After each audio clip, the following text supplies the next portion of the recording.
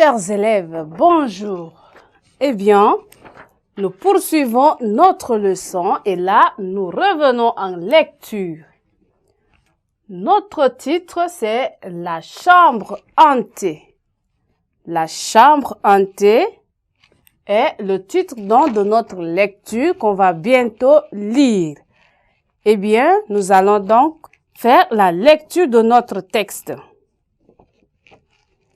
L'année dernière, je fus invité ainsi que deux de mes camarades d'atelier, Arrigo Coic et Pedrino Borgnoli, à passer quelques jours dans une terre au fond de la Normandie.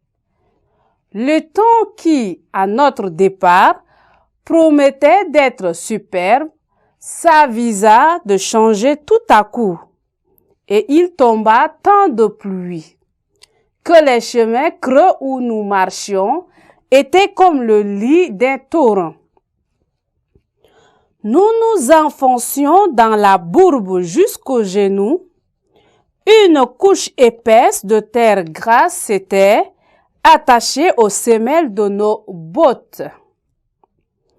Et par sa pesanteur ralentisse, tellement nos pas que nous n'arrivâmes au lieu de notre destination qu'une heure après le coucher du soleil.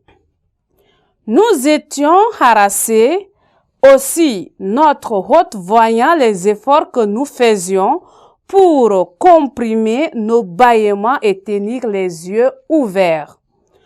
Aussitôt que nous eûmes soupé, nous fîmes conduire chacun dans notre chambre. La mienne était vaste. Je sentis en y entrant comme un frisson de fièvre, car il me sembla que j'entrais dans un monde nouveau.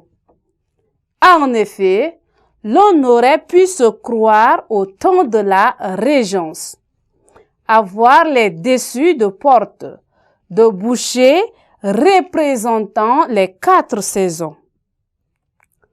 Les meubles surchargés d'ornements de rocailles de plus mauvais goût et les trumeaux de glace sculptés lourdement. Rien n'était dérangé.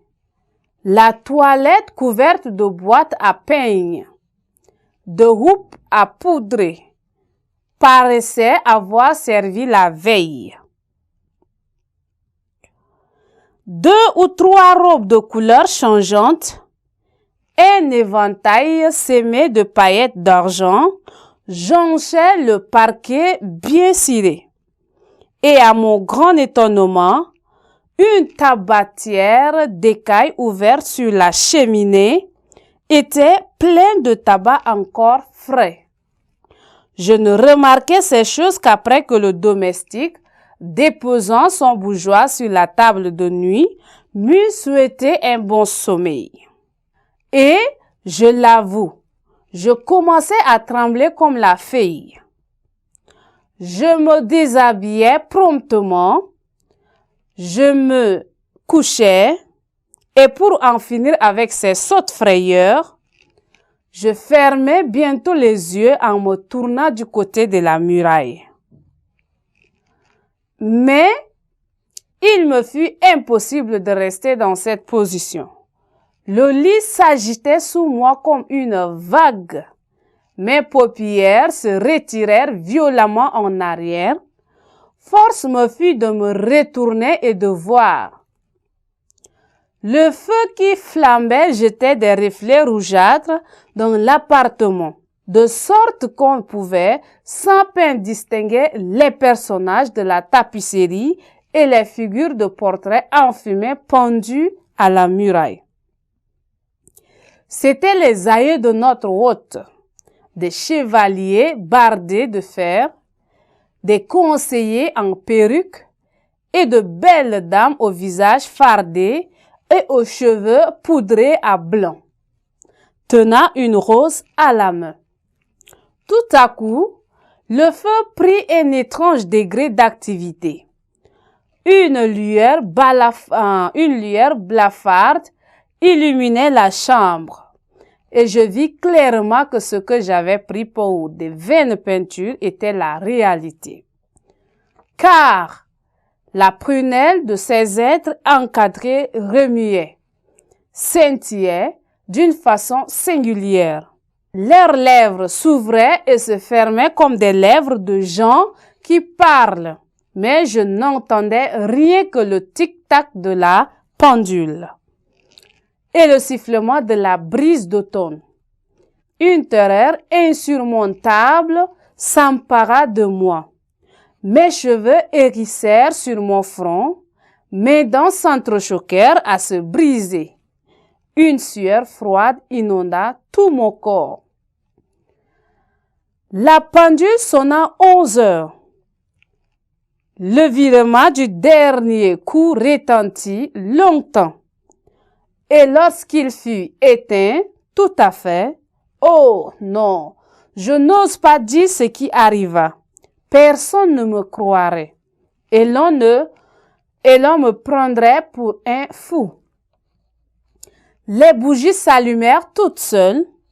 Le soufflet, sans aucun être visible, lui imprima le mouvement. Se prit à souffler le feu. En râlant comme un vieillard asthmatique, pendant que les pincettes fourgonnaient dans les tisons et que la pelle relevait les cendres. Ensuite, une cafetière se jeta en bas d'une table où elle était posée et se dirigea, clopin-clopant, vers le foyer, où elle se plaça entre des tisons. Quelques instants après, les fauteuils commencèrent à s'ébranler et agitant leurs pieds tortillés d'une manière surprenante, vinrent se ranger autour de la cheminée. Eh bien, chers élèves, voilà donc notre lecture. Eh bien, le texte auquel nous allons bientôt voir qui l'a écrit et le bref résumé. Et donc, nous allons voir tout ça à la séquence prochaine. Merci.